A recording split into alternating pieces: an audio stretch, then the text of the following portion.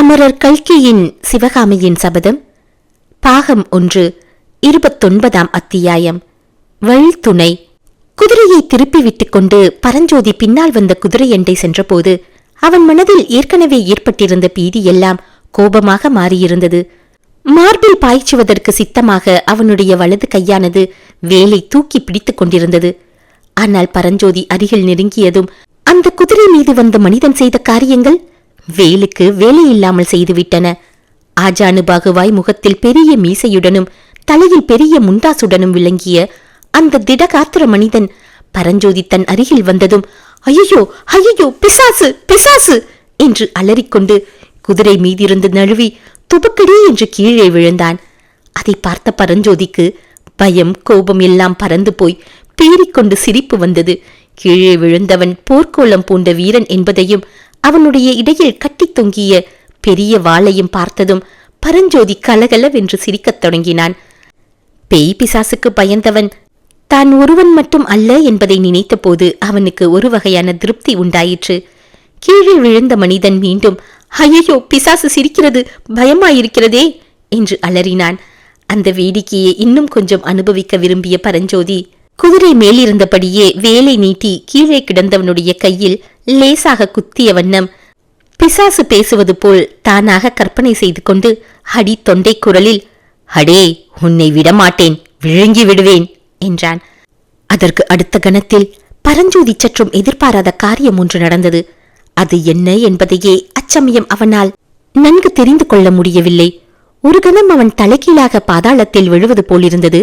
உடனே அவன் தலையின் மேல் 1000 இடி சேர்ந்தார் போல் விழுந்தது. அடுத்தபடியாக அவனுடைய மார்பின் மேல் விந்திய பர்வதம் வந்து உட்கார்வது போல் தோன்றியது.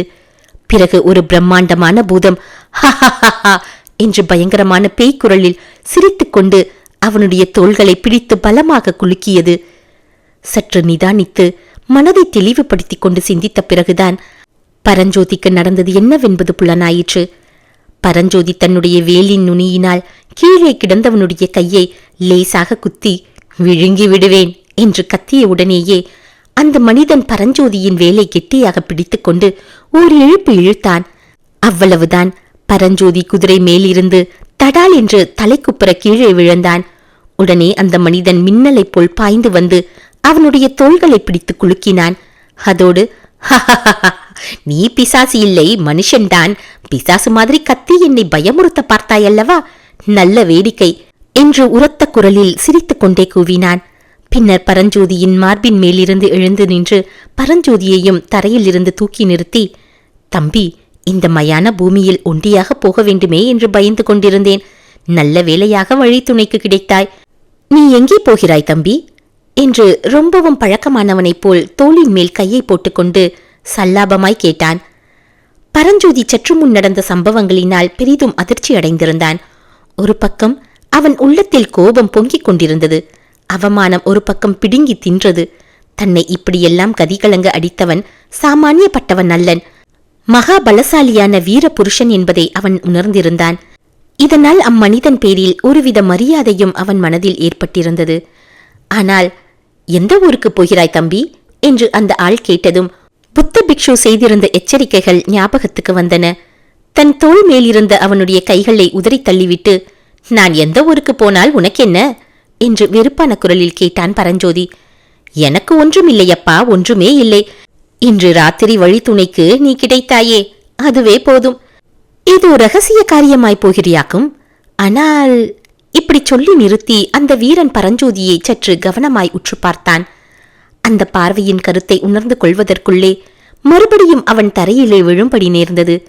ஒரே நொடியில் அவ்வீரன் பரஞ்சோதியை கீழே தள்ளியதுமல்லாமல் தரையில் அவன் அருகில் உட்கார்ந்து கழுத்தை நிறுத்தி பிடித்துக் கொண்டான். நீ வாதாபி ஒற்றனா இல்லையா, சத்தியமாய் சொல் என்று கடுமை நிறைந்த குரலில் கேட்டான். பரஞ்சோதிக்கு கோபத்தினாலும் வெக்கத்தினாலும் கண்களில் ஜலம் வரும் போலிருந்தது. அவன் விம்புகிற குரலில், நீ சுத்த வீரனாக இருந்தால் என்னோடு எதிர்க்கெதிர் நின்று வாளோ வேலோ எடுத்து சண்டை செய்யும் என்றான். உன்னோடு சண்டை போட வேண்டுமா? எதற்காக அப்பனே? நீ வாதாபி ஒற்றனாயிருக்கும் பட்சத்தில் உன்னை இப்படியே யமனுலகம் அனுப்புவேன். நீ ஒற்றனில்லை என்றால் உன்னோடு சண்டை போடுவானேன்? நாம் இருவரும் சிநேகிதர்களாயிருக்கலாம். நீ ஒற்றனில்லை என்பதை மட்டும் நிரூபித்துவிடு. இதோ இம்மாதிரி ரிஷப இலச்சினை உன்னிடம் இருக்கிறதா என்று கேட்டுக்கொண்டே அவ்வீரன் இடது கையினால் தன் மடியிலிருந்து வட்ட வடிவமான ஒரு செப்புத்தகட்டை எடுத்து காட்டினான். பல்லவ சாம்ராஜ்யத்தில் பிரயாண அனுமதி பெற்ற ராஜ தூதர்களுக்கு அடையாளமாக கொடுக்கும் ரிஷப முத்திரை பதித்த தகடு அது. பரஞ்சோதியும் வேண்டா வெறுப்புடன் தன் மடியிலிருந்து மேற்படி முத்திரை தகட்டை எடுத்து காட்டியதும் அவ்வீரன் பரஞ்சோதியின் கழுத்தை விட்டதோடல்லாமல் அவனை தூக்கி நிறுத்தி ஆர்வத்துடன் ஆலிங்கனம் செய்து கொண்டு, தம்பி, என்னை மன்னித்துவிடு. உன் முகக்கல்லையை பார்த்தாலே சொல்லுகிறது நீ சத்ருவின் ஒற்றனாயிருக்க முடியாதென்று. இருந்தாலும் இந்த யுத்த காலத்தில் யாரையும் நம்பி எந்த காரியமும் செய்வதற்கில்லை. நல்லது, குதிரை மேல் ஏறிக்கொள், பேசிக்கொண்டே போகலாம் என்று கூறி அவ்வீரன் தன் குதிரை அண்டை சென்று அதன் மேல் வெகு லாவகமாக தாவி ஏறிக்கொண்டான்.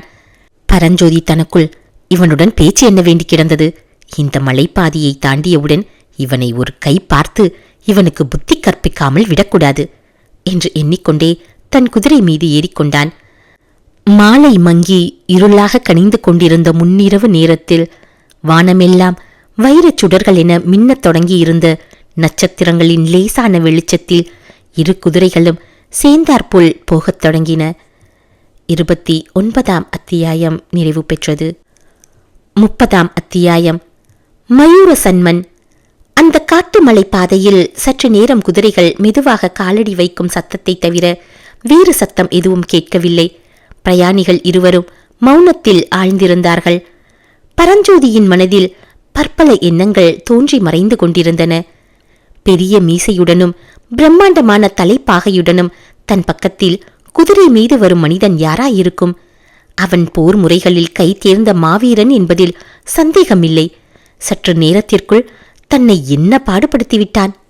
சடக்கென்று குதிரை மேலிருந்து தன்னை அவன் இழுத்து கீழே தள்ளியதையும், மார்பின் மேல் ஒரு கன நேரம் மலை போல் உட்கார்ந்திருந்ததையும், மறுபடியும் தான் எதிர்பாராத சமயத்தில் திடீரென்று கீழே தள்ளி இரும்பு கையினால் தன் கழுத்தை பிடித்து நெரித்ததையும் நினைக்க நினைக்க பரஞ்சோதிக்கு கோபமும் ஆத்திரமும் பொங்கின. அதே சமயத்தில் மேற்கூறிய செய்கைகளில் அந்த வீரன் காட்டிய லாவகமும் தீரமும் சாமர்த்தியமும் அந்த வீரனிடம் பயபக்தியை உண்டு பண்ணின.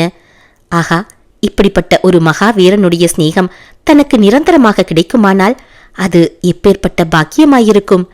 திருச்செங்காட்டங்குடியிலிருந்து காஞ்சிக்கு வந்தபோது வழியில் சிநேகமான புத்த பிக்ஷுவுக்கும் இந்த வீரனுக்கும் எவ்வளவு வித்தியாசம்! பிக்ஷு எவ்வளவோ தன்னிடம் அன்பாக பேசியிருந்தும், எவ்வளவு ஒத்தாசை செய்திருந்தும், அவரிடம் தனக்கு ஏற்படாத பக்தியும் வாத்சல்யமும் தன்னை கீழே தள்ளி மேலே உட்கார்ந்த இந்த மனிதனிடம் உண்டாக காரணம் என்ன? அதே சமயத்தில் அவன் கிளம்பும் போது புத்த பிக்ஷு கூறிய எச்சரிக்கை மொழிகளும் நினைவுக்கு வந்தன. வழியில் சந்திக்கும் யாரையும் நம்பாதே. சத்ருவாக நடித்தாலும் மித்திரனாக நடித்தாலும் நீ போகும் இடத்தையாவதும் ஓலை கொண்டு போகும் விஷயத்தையாவதும் சொல்லிவிடாதே. அஜந்தா வர்ண ரகசியத்தை அறிந்து கொள்ள ஆசை கொண்டவர்கள் ஆயனரை தவிர இன்னும் எவ்வளவோ பேர் உண்டு. அதற்காக அவர்கள் உயிர்கொலை செய்யவும் பின்வாங்க மாட்டார்கள். எனவே நீ போகும் காரியம் இன்னதென்பதை பரம ரகசியமாக வைத்து காப்பாற்ற வேண்டும். அதை உன்னிடமிருந்து தெரிந்து கொள்வதற்கு பலர் பலவிதமான சூழ்ச்சிகளை செய்யலாம். அதிலெல்லாம் நீ ஏமாந்து விடக்கூடாது. இவ்விதம் புத்த பிக்ஷு கூறியதை பரஞ்சோதி நினைவு கூர்ந்து, ஒருவேளை தன் அருகில் இப்போது வந்து கொண்டிருப்பவன் அத்தகைய சூழ்ச்சிக்காரர்களில் ஒருவன்தானோ? தன்னை குதிரையிலிருந்து கீழே இழுத்து தள்ளி படாத பாடுபடுத்தியதெல்லாம் ஒருவேளை பிக்ஷுவின் ஓலையை கவருவதற்காக செய்த பிரயத்தனமோ என்று எண்ணமிட்டான். ஓலை தன் இடைக்கச்சுடன் பத்திரமாக கட்டப்பட்டிருப்பதை தொட்டு பார்த்து தெரிந்து கொண்டு அதை தன்னிடமிருந்து கைப்பற்றுவது எளிதல்ல என்று உணர்ந்து தைரியமடைந்தான். அப்போது சற்று தூரத்தில் ஒரு நரி சோகமும் பயங்கரமும் நிறைந்த குரலில் ஓலையிடும் சத்தம் கேட்டது. அடுத்த நிமிஷத்தில் முறை வைப்பது போல் அநேக நரிகள் சேர்ந்தாற்போல் ஓலையிடும் சத்தம் கேட்கத் தொடங்கிய போது பரஞ்சோதிக்கு ரோபம் சிலிர்த்து தேகமெல்லாம் வியர்த்தது. ஒரு கூட்டம் நரிகளின் ஊளை நின்றதும் இன்னொரு கூட்டம் ஊளையிட ஆரம்பிக்கும். இவ்விதம் நரிகள் கூட்டம் கூட்டமாக முறை வைத்து ஊளையிடும் சத்தமும் அந்த ஊளை சத்தமானது குன்றுகளில் மோதி பிரதிபலித்த எதிரொலியுமாக சேர்ந்து அந்த பிரதேசத்தையெல்லாம் விவரிக்க முடியாதபடி பயங்கரம் நிறைந்ததாக செய்தன. இத்தனை நேரமும் மௌனமாய் வந்த வீரன், தம்பி, இப்பேற்பட்ட காட்டு வழியில் முன்னிருட்டு நேரத்தில் தன்னந்தனியாக நீ புறப்பட்டு வந்தாயே, உன்னுடைய தைரியமே தைரியம். என் நாளில் எத்தனையோ தடவை நான் தனி வழியே பிரயாணம் செய்திருக்கிறேன். அப்படிப்பட்ட எனக்கே இந்த பிரதேசத்தில் சற்று முன்னால் கதிகலக்கம் உண்டாகிவிட்டது என்றான். அப்போது பரஞ்சோதி சிறிது தயக்கத்துடன், ஐயா, என்னை கண்டதும் தாங்கள் பிசாசு பிசாசு என்று அலறிக்கொண்டு குதிரை மேலிருந்து விழுந்தீர்களே, அது ஏன்? உண்மையாகவே பயப்பட்டீர்களா அல்லது என்னை கீழே தள்ளுவதற்காக அப்படி பாசாங்கு செய்தீர்களா? சற்று முன்னால் அப்படி அலறி விழுந்தவர் இப்போது கொஞ்சம் கூட பயப்படுவதாக தெரியவில்லையே என்றான். ஆஹா, அது தெரியாதா உனக்கு? ஒருவன் தனி மனிதனாயிருக்கும் வரையில் ஒரு பிசாசுக்கு கூட ஈடு கொடுக்க முடியாது. தனி மனிதனை பிசாசு அரைந்து கொன்றுவிடும். ஆனால் 2 மனிதர்கள் சேர்ந்து விட்டால் 200 பிசாசுகளை விரட்டியடித்து விடலாம். இந்த மலை பிரதேசத்தில் 200,000 பிசாசுகள் ரா வேளைகளில் ஹோ ஹோ என்று அலறிக்கொண்டு அலைவதாக கேள்விப்பட்டிருக்கிறேன். அவ்வளவு பிசாசுகளும் சேர்ந்து வந்தாலும் 2 மனிதர்களை ஒன்றும் செய்ய முடியாது. தம்பி, இந்த பிரதேசத்தை பற்றிய கதை உனக்கு தெரியுமா என்று குதிரை வீரன் கேட்டான். தெரியாது, சொல்லுங்கள் என்றான் பரஞ்சோதி. அதன் மேல் அந்த வீரன் சொல்லிய வரலாறு பின்வருமாறு. ஏறக்குறைய 250 வருஷங்களுக்கு முன்னால் வடதேசத்தில் இருந்து வீரசன்மன் என்னும் பிராமணன் தன் சீடனாகிய மயூரசன்மன் என்னும் சிறுவனுடன் காஞ்சி மாநகருக்கு வந்தான். அவ்விருவரும் ஏற்கனவே வேத சாஸ்திரங்களில் மிக்க பாண்டித்தியம் உள்ளவர்கள். ஆயினும் காஞ்சி மாநகரின் சமஸ்கிருத கடிகை, அதாவது சர்வ கலாசாலையை சேர்ந்த மகா பண்டிதர்களால் ஒருவருடைய பாண்டித்தியம் ஒப்புக்கொள்ளப்பட்ட பிறகுதான் அந்த காலத்தில் வித்தை பூர்த்தியானதாக கருதப்பட்டது. அதற்காகவே வீரசன்மனும் மயூரசன்மனும் காஞ்சிக்கு வந்தார்கள். ஒரு நாள் அவர்கள் காஞ்சியின் ராஜவீதி ஒன்றில் போய்க் கொண்டிருந்த போது பல்லவ மன்னனின் குதிரை வீரர்கள் சிலர் எதிர்பட்டார்கள். வீதியில் நடந்த வண்ணம் ஏதோ ஒரு முக்கியமான சர்ச்சையில் ஈடுபட்டிருந்த குருவும் சிஷ்யனும் குதிரை வீரர்களுக்கு இடம் கொடுத்து விலகிக் கொள்ளவில்லை. இதனால் கோபம் கொண்ட குதிரை வீரன் ஒருவன் குதிரை மேலிருந்தபடியே வீரசன்மனை காலால் உதைத்து தள்ளினான். குருவுக்கு இத்தகைய அவமானம் நேர்ந்ததைக் கண்டு சகியாத சிஷ்யன் அந்த வீரன் கையில் இருந்த வாளை பிடுங்கி வீசவே அவன் வெட்டப்பட்டு கீழே விழுந்தான். மற்ற குதிரை வீரர்கள் மயூரசன்மனை பிடிக்க வந்தார்கள். அவர்களிடம் அகப்பட்டால் தன் உயிருக்கு ஆபத்து நேரும் என்பதை அறிந்த மயூரசன்மன் கையில் பிடித்த வாளுடன் கீழே விழுந்த வீரனின் குதிரை மீது தாவி ஏறி தன்னை பிடிக்க வந்தவர்களையெல்லாம் வீர வேசத்துடனும் வெட்டி வீழ்த்தி கொண்டு காஞ்சி நகரை விட்டு வெளியேறினான். பல்லவ ராஜ்யத்துக்கே அவமானம் விளைவிக்கத்தக்க இந்த காரியத்தை கேட்டு மயூரசன்மனை கைப்பற்றி வருவதற்காக இன்னும் பல குதிரை வீரர்கள் புறப்பட்டுச் சென்றார்கள். ஆனால் அவர்களிடம் அவன் அகப்படவில்லை. கடைசியில் மயூரசன்மன் கிருஷ்ணா நதிக்கரையில் உள்ள ஸ்ரீ பர்வதத்தை அடைந்து அங்கேயுள்ள அடர்ந்த காட்டில் சிறிது காலம் பல்லவ வீரர்களுக்கு பயந்து ஒளிந்து வாழ்ந்தான். பின்னர் அந்த பிரதேசத்தில் வாழ்ந்த மலைச்சாதியரை கொண்டு ஒரு பெரிய சைனியத்தை திரட்டியதுமல்லாமல் அங்கே சுதந்திர ராஜ்யத்தை ஸ்தாபித்தான். பின்னர் அந்த பெரிய சைனியத்துடனே காஞ்சியில் தன் குருவுக்கு நேர்ந்த அவமானத்துக்கு பழிவாங்கும் பொருட்டு புறப்பட்டு வந்தான். மயூரசன்மனின் சைனியமும் காஞ்சி பல்லவ சைனியமும் இந்த மலைக்காட்டு பிரதேசத்திலேதான் சந்தித்தன. 7 நாள் இடைவிடாமல் யுத்தம் நடந்தது.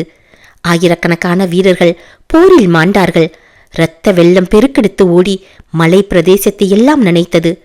அப்படி இரத்த வெள்ளம் ஓடிய இடத்திலேதான் சில காலத்துக்கு பிறகு இந்த புரசங்காடு முளைத்தது. மேற்சொன்ன பயங்கர யுத்தம் நடந்த அதே பங்குனி மாதத்தில் ஒவ்வொரு வருஷமும் புரச மரங்களின் இலை உதிர்ந்து இரத்த சிவப்பு நிறமுள்ள புஷ்பங்கள் புஷ்பிக்கின்றன. அதே போரில் இறந்த ஆயிரக்கணக்கான வீரர்களின் ஆவிகள் இன்னமும் இங்கே உலாவிக் கொண்டிருப்பதாக அக்கம் பக்கத்து கிராம ஜனங்கள் நம்புகிறார்கள். ஆவி குதிரைகளின் மீதேறி ஆவி வீரர்கள் வாள்களையும் வேல்களையும் ஏந்தி ஹா ஹா என்று கூவிக்கொண்டு இந்த நிர்ஜன பிரதேசத்தில் அலைவதாகவும், யாராவது பிரயாணிகள் இரவு வேளையில் தனி வழியே வந்தால் அவர்களை கொன்று இரத்தத்தை குடித்து தாகத்தை தணித்துக் கொள்வதாகவும் சொல்லிக் கொள்கிறார்கள். மேற்படி வரலாற்றை கேட்டுக்கொண்டிருந்த பரஞ்சோதிக்கு கொஞ்சம் நஞ்சம் பாக்கியிருந்த பயமும் போய்விட்டது. அங்கே ஆவிகள் அலைவது பற்றிய கதையெல்லாம் வெறும் மூட நம்பிக்கை என்ற உறுதி ஏற்பட்டது. என்னை கண்டதும் 250 வருஷத்துக்கு முன் செத்துப்போன வீரனின் பிசாசுதான் வந்துவிட்டதென்று நினைத்து அப்படி உளறி அடித்துக் கொண்டு விழுந்தீரோ என்று கூறி நகைத்தான்.